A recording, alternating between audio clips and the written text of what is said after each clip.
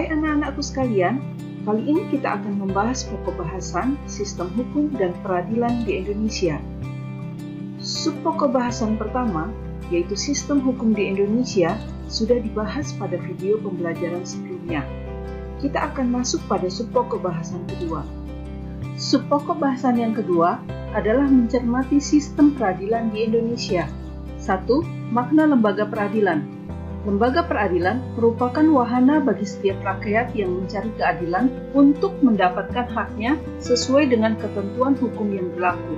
Di Indonesia, perwujudan kekuasaan kehakiman diatur sepenuhnya dalam Undang-Undang RI Nomor 48 Tahun 2009 tentang Kekuasaan Kehakiman yang merupakan penyempurnaan dari Undang-Undang RI Nomor 4 Tahun 2004. Berdasarkan undang-undang tersebut, kekuasaan kehakiman di Indonesia dilakukan oleh Mahkamah Agung. Badan peradilan yang berada di bawah Mahkamah Agung meliputi badan peradilan yang berada di bawah Pengadilan Umum, Peradilan Agama, Peradilan Militer, dan Peradilan Tata Usaha Negara, serta oleh sebuah Mahkamah Konstitusi.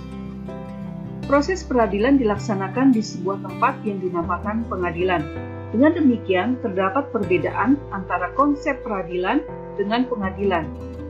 Peradilan menunjukkan pada proses yang mengadili perkara sesuai dengan kategori perkara yang diselesaikan. Adapun pengadilan menunjukkan pada tempat untuk mengadili perkara atau tempat untuk melaksanakan proses peradilan guna menegakkan hukum. Dari uraian di atas dapat dirumuskan bahwa lembaga peradilan nasional sama artinya dengan pengadilan negara, yaitu lembaga yang dibentuk oleh negara sebagai bagian dari otoritas negara di bidang kekuasaan kehakiman dengan sumber hukum peraturan perundang-undangan yang berlaku di dalam negara. Pengadilan secara umum mempunyai tugas untuk mengadili perkara menurut hukum yang tidak membeda-bedakan orang. Pengadilan tidak boleh menolak untuk memeriksa, mengadili, dan memutus suatu perkara bahwa hukum tidak ada atau kurang. Pengadilan wajib memeriksa dan mengadili setiap perkara peradilan yang masuk. Adapun yang menjadi dasar hukum terbentuknya lembaga-lembaga peradilan nasional sebagai berikut. A. Pancasila, terutama sila kelima yaitu keadilan sosial bagi seluruh rakyat Indonesia. B. Undang-Undang Dasar Negara Republik Indonesia tahun 1945. C. Undang-Undang RI Nomor 3 Tahun 1997 tentang Pengadilan Anak. D. Undang-Undang RI Nomor 31 Tahun 1997 tentang Peradilan Militer. E. Undang-Undang RI Nomor 26 Tahun 2000 tentang Pengadilan HAM. F. Undang-Undang RI Nomor 14 Tahun 2002 tentang Pengadilan Pajak. G. Undang-Undang RI Nomor 24 Tahun 2003 tentang Mahkamah Konstitusi. H. Undang-Undang RI Nomor 5 Tahun 2004 tentang perubahan atas Undang-Undang Nomor 14 Tahun 1985 tentang Mahkamah Agung. I. Undang-Undang RI Nomor 8 Tahun 2004 tentang perubahan atas Undang-Undang Nomor 2 Tahun 1986 tentang Peradilan Umum. J. Undang-Undang RI Nomor 9 Tahun 2004 tentang perubahan atas Undang-Undang Nomor 7 Tahun 1986 tentang Peradilan Tata Usaha Negara. K. Undang-Undang RI Nomor 3 Tahun 2006 tentang perubahan atas Undang-Undang Nomor 5 Tahun 1989 tentang Peradilan Agama. I. Undang-Undang RI Nomor 3 Tahun 2009 tentang perubahan kedua atas Undang-Undang Nomor 14 Tahun 1985 tentang Mahkamah Agung. M. Undang-Undang RI Nomor 46 Tahun 2009 tentang Pengadilan Tindak Pidana Korupsi. N. Undang-Undang RI Nomor 48 Tahun 2009 tentang Kekuasaan Kehakiman. Dalam pasal 18 Undang-Undang RI Nomor 48 Tahun 2009 tentang Kekuasaan Kehakiman disebutkan bahwa kekuasaan kehakiman dilakukan oleh sebuah Mahkamah Agung dan pada peradilan yang berada di bawahnya dalam lingkungan peradilan umum, peradilan agama, peradilan militer, peradilan tata usaha negara, dan oleh sebuah Mahkamah Konstitusi. Dari ketentuan di atas, sesungguhnya Badan Peradilan Nasional dapat diklasifikasikan sebagai berikut. A. Lembaga peradilan di bawah Mahkamah Agung. 1. Peradilan umum yang meliputi A. Peradilan negeri berkedudukan di ibu kota kabupaten atau ibu kota. B. Pengadilan tinggi berkedudukan di ibu kota provinsi. 2. Peradilan agama yang terdiri atas pengadilan agama yang berkedudukan di ibu kota kabupaten atau kota. B. Pengadilan tinggi agama yang berkedudukan di ibu kota provinsi.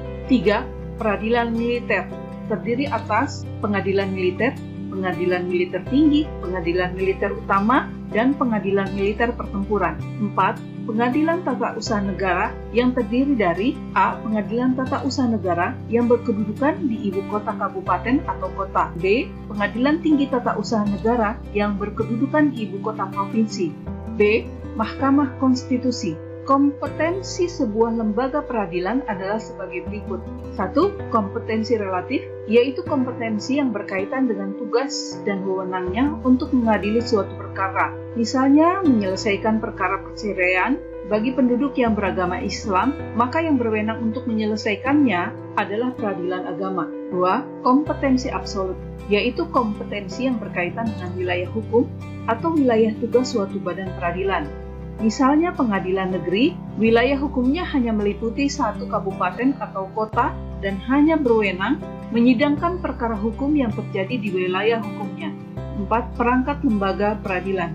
A. Peradilan umum. Kekuasaan kehakiman di lingkungan peradilan umum dilaksanakan oleh pengadilan negeri, pengadilan tinggi, dan Mahkamah Agung. 1. Pengadilan negeri mempunyai daerah hukum.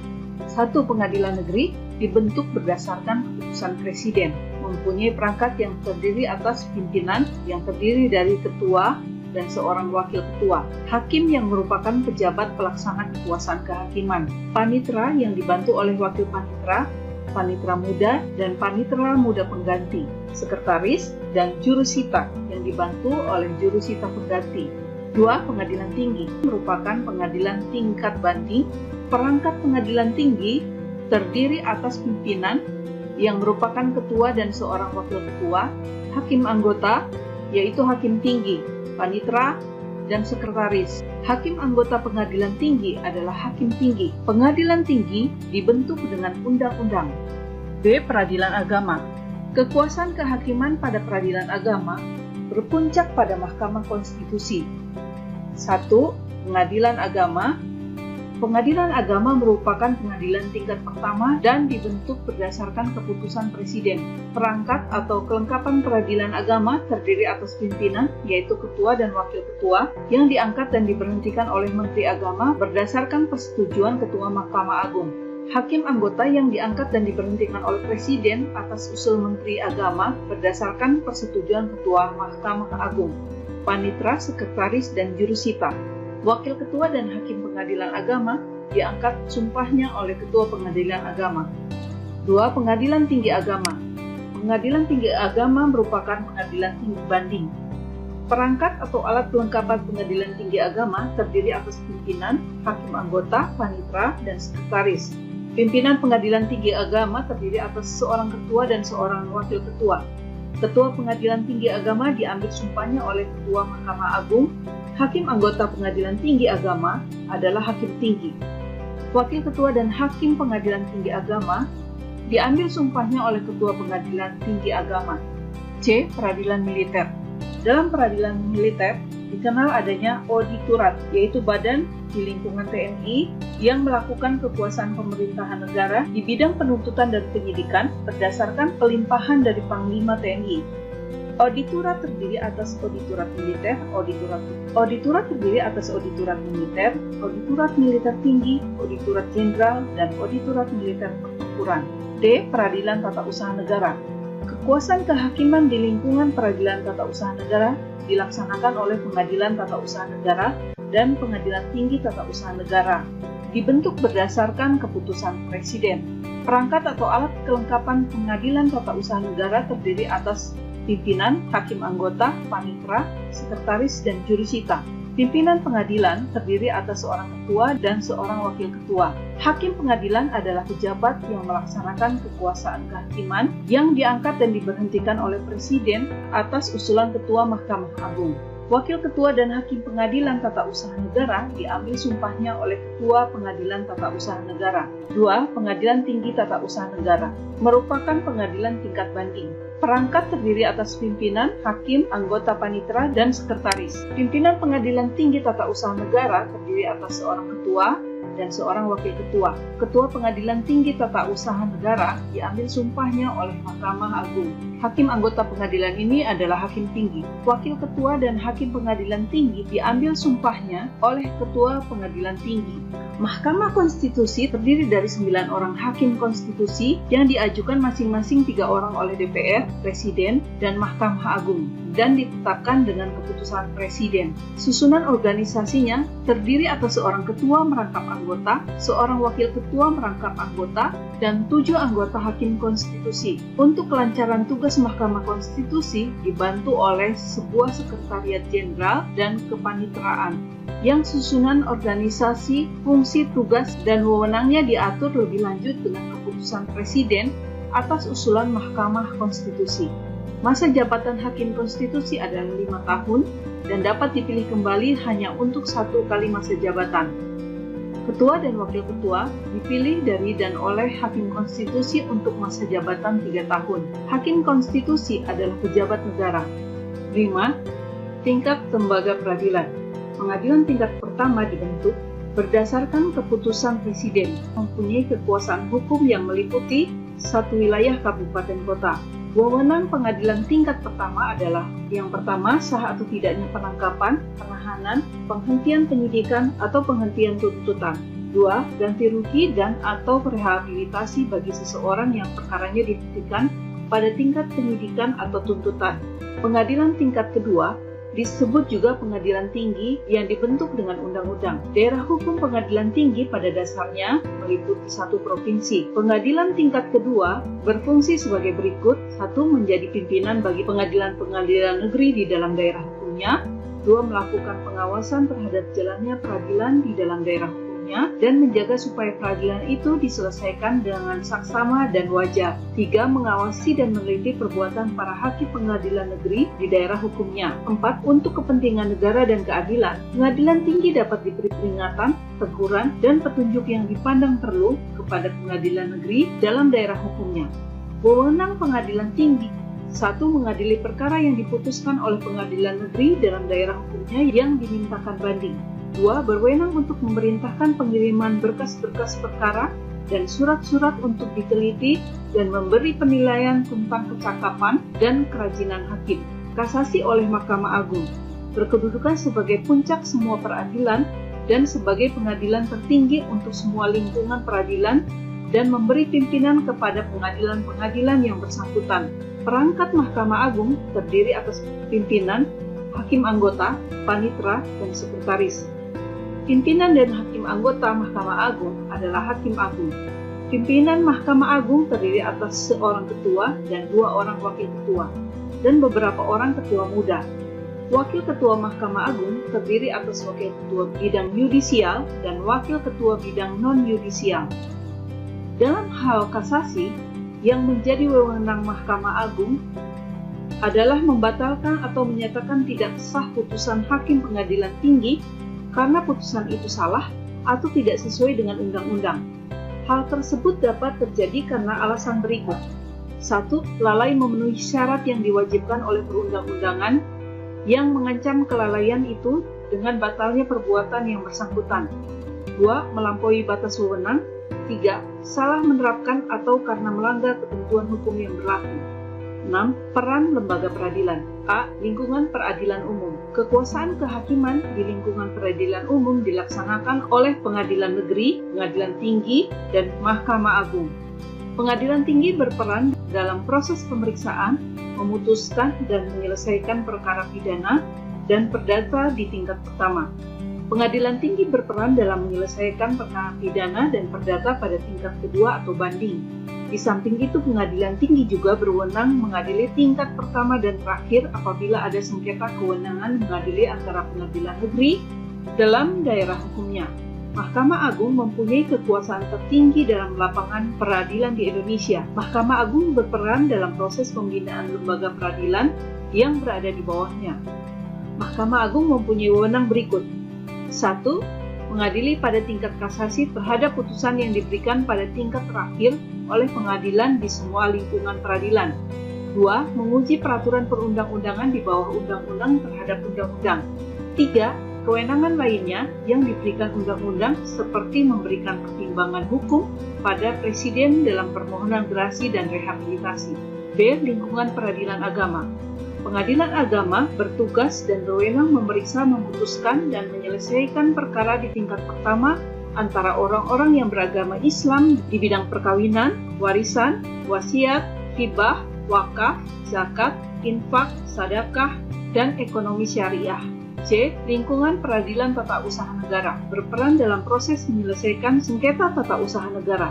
Sengketa tata usaha negara adalah sengketa yang timbul dalam bidang atau tata usaha negara antara orang atau badan hukum perdata dengan badan atau pejabat tata usaha negara, baik di pusat maupun di daerah sebagai akibat dari dikeluarkannya keputusan tata usaha negara, termasuk sengketa kepegawaian berdasarkan peraturan perundang-undangan yang berlaku.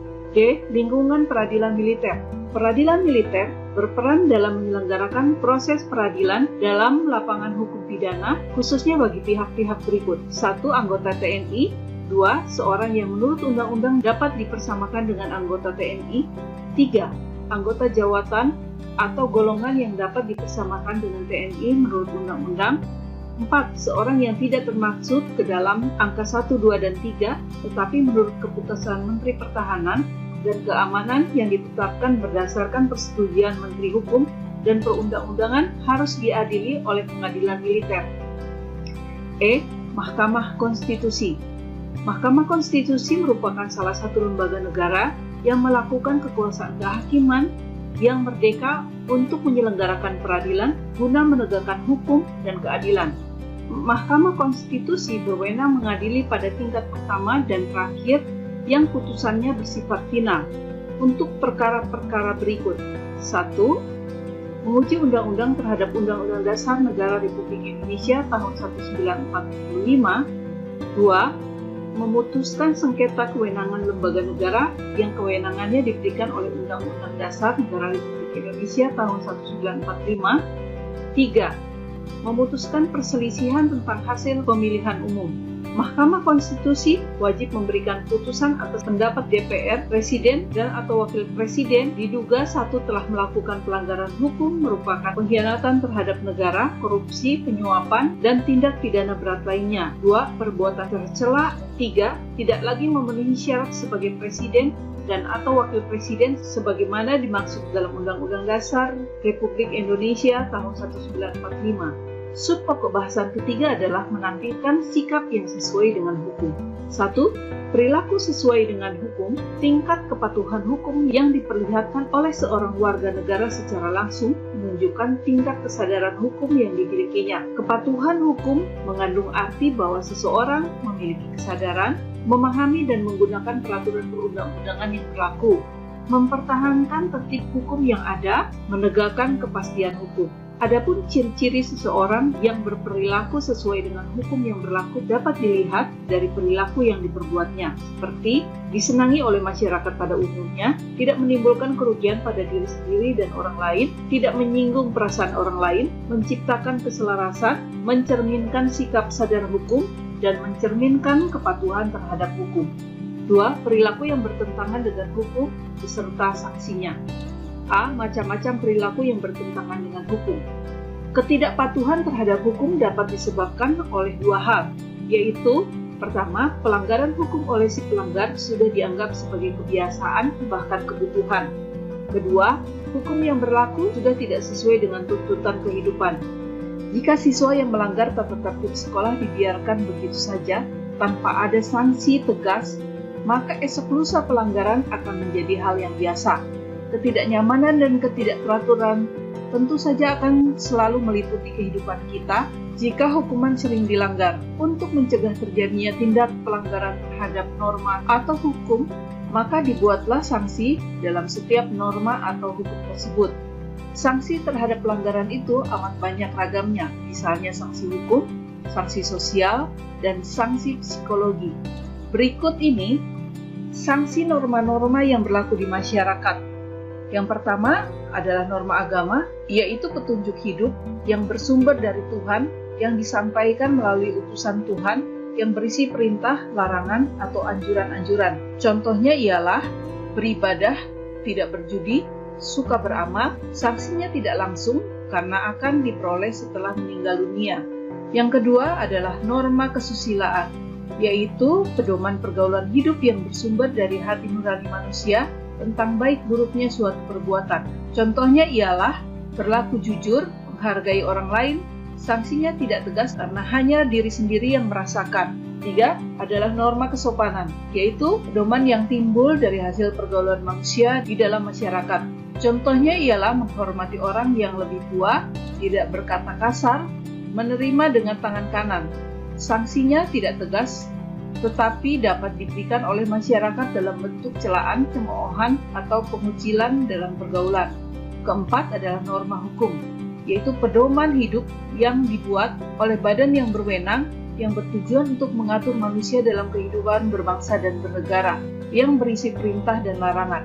Contohnya adalah harus tertib, harus sesuai prosedur, dilarang mencuri. Sanksi norma hukum adalah tegas dan nyata.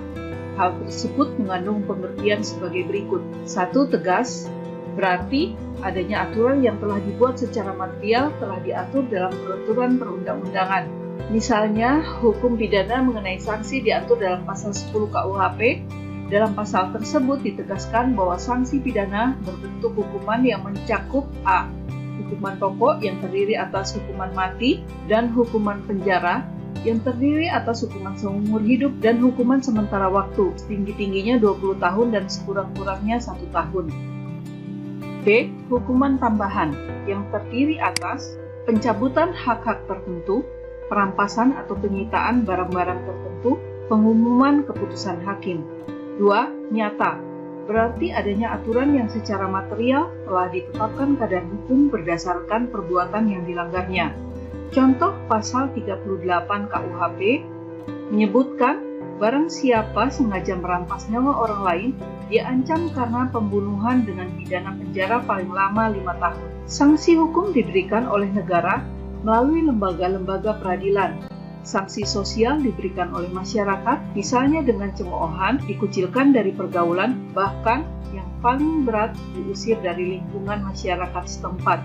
Jika sanksi hukum maupun sanksi sosial tidak juga mencegah orang dari perbuatan melanggar aturan, ada satu jenis sanksi lain, yakni sanksi psikologis yang dirasakan dalam batin kita sendiri. Sampai di sini penyampaian materi sistem hukum dan peradilan di Indonesia. Tetap sehat dan tetap semangat. God bless you.